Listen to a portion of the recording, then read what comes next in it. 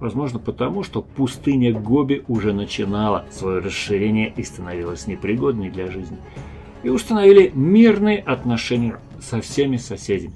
С Китаем, арабским халифатом, с Тибетом и Кимраками, предками казахов на Западе.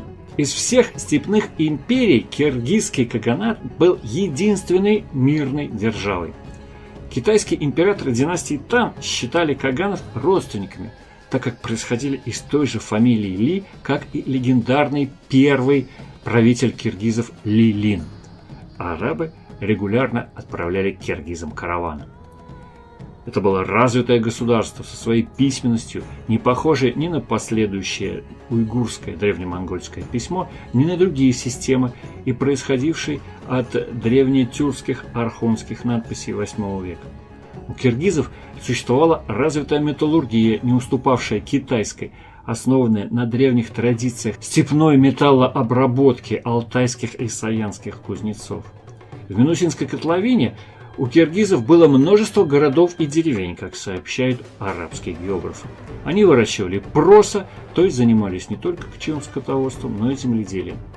Это давало возможность каганам содержать и вооружать большое войско, по китайским сведениям 70 тысяч всадников.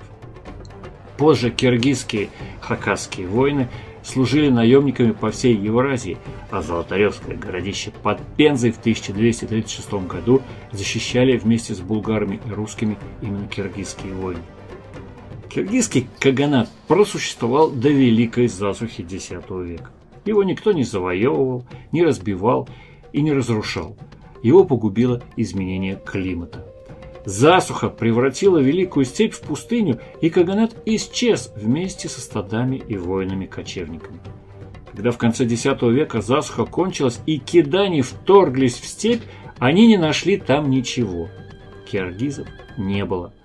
Опустевшие степи заселили пришедшие с востока из тайги лесные монгольские племена, перешедшие к скотоводству. Киргизы были последним